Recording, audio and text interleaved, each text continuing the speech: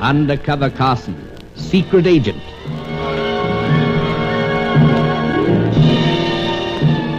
Operation Death Ray, an assignment in Rio.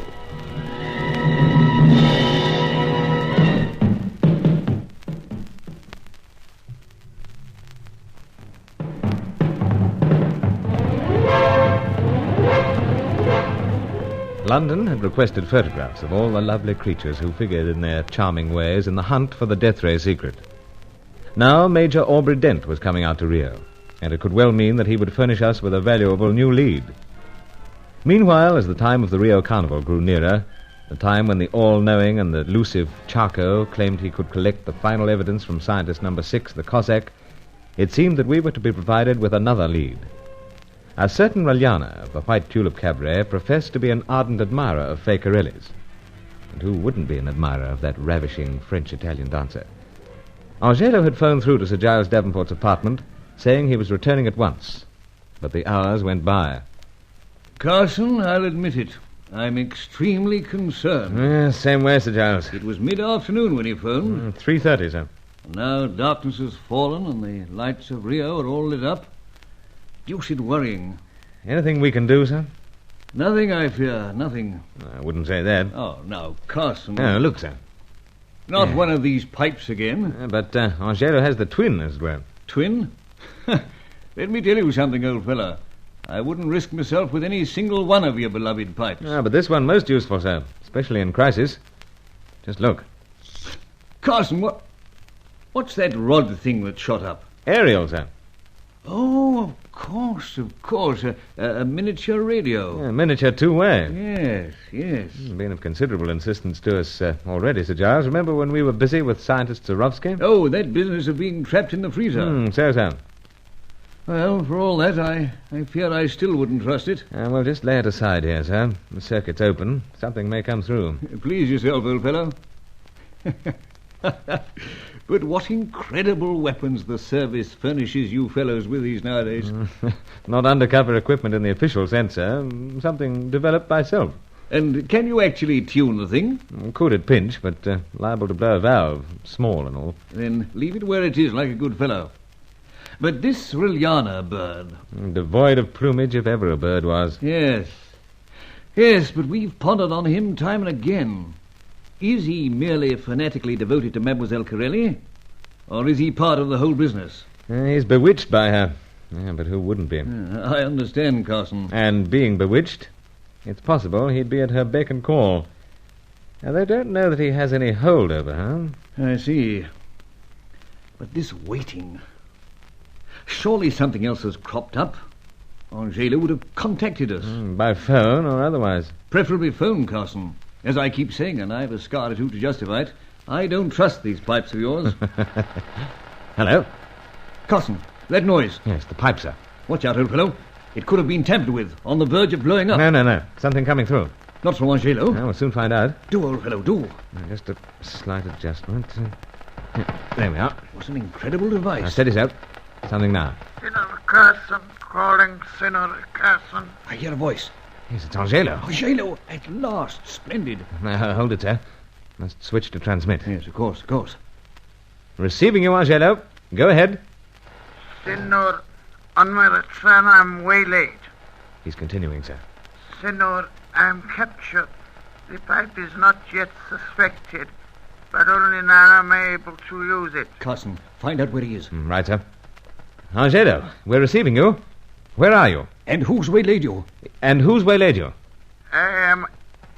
Senor, I can't say no more. But later... He switched off. But what was that he was saying? It seemed frantic all of a sudden, sir. Said he couldn't tell us anything more, not till later. But he's waylaid. He is in serious trouble. Yes, I'm afraid so. What are we to do, Carson? What are we to do? Just bide time and wait, sir. Seems the only thing. But what the dickens are you doing?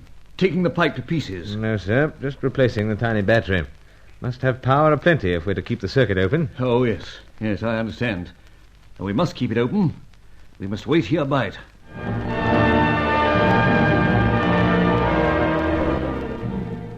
10 very long minutes passed. Where was Angelo? In what part of this beautiful yet darkened city? The pipe lay beside us, large and ugly, a jawbreaker. Yet our hopes centered on it.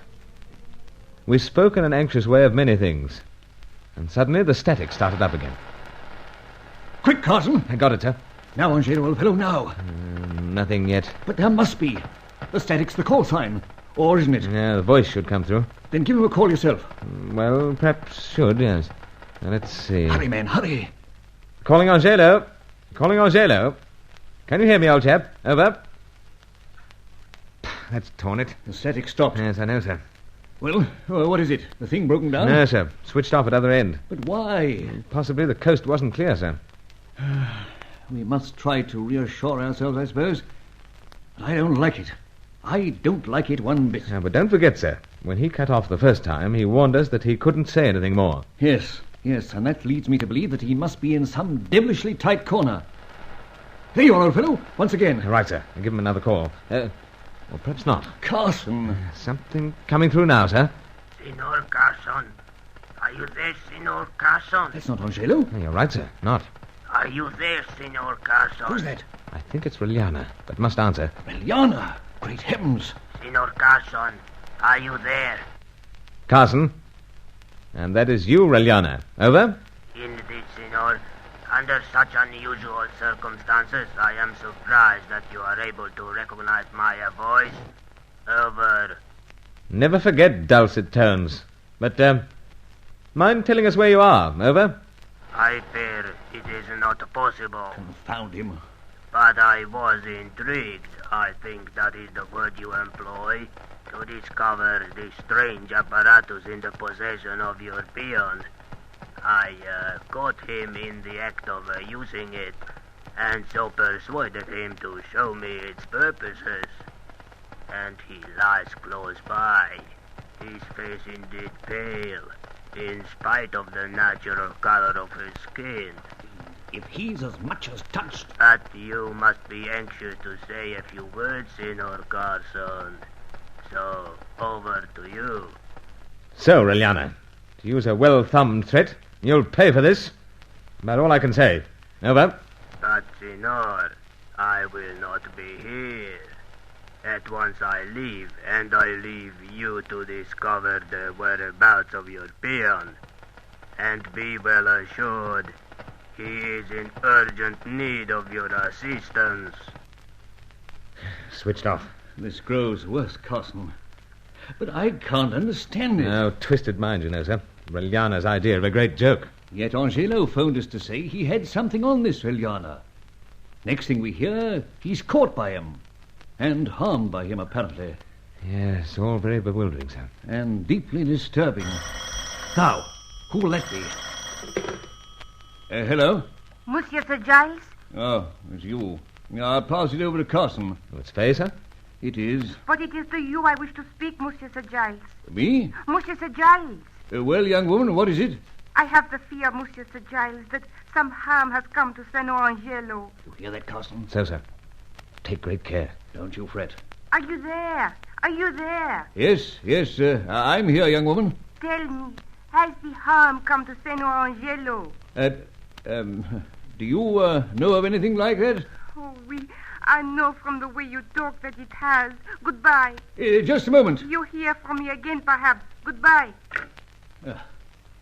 Most unladylike, to say the very least.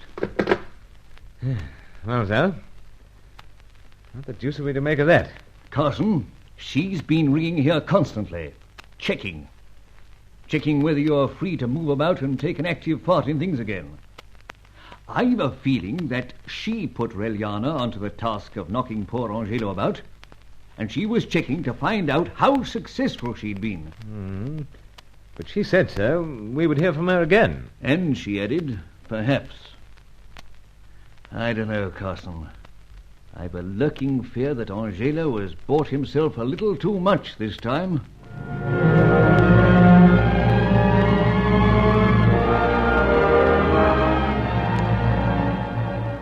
What was it about Faye that led me to believe there was a softness within her? As Sir Giles sat there breathing heavily and muttering at our helplessness, I kept eyeing the phone. She could not fail us. Yet why should she do anything to help? But the phone remained silent. Carson, if steering could do it, then you'd work the trick. What's that, sir? Ogling the phone won't bring Mademoiselle Corelli to the other end. No, sir. Well, no harm in trying. The poor fellow found out something of great importance about Reliana and his activities. And another thing, to think that the young woman claimed to have banished him from her life. Working hand in glove, I should say. Carson! So, sir. Pipe crackling. I've got it. I wonder, could this be him? Yes, or could it be Reliana again? Oh. But something now, sir. Monsieur Bruce, answer me quick. Faye. What next? But answer, old chap. Right. Bruce here, Faye. Where are you? You must tell us. Over. She must.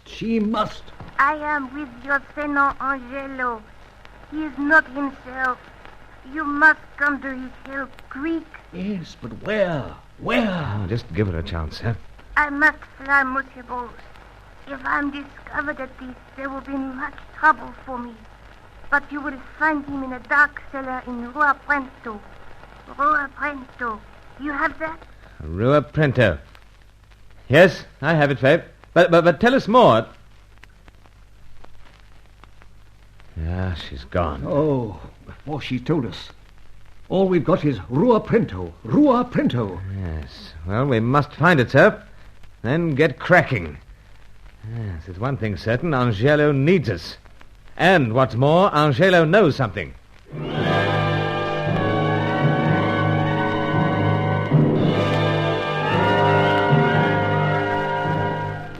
Just what part was the lovely Fay Corelli playing?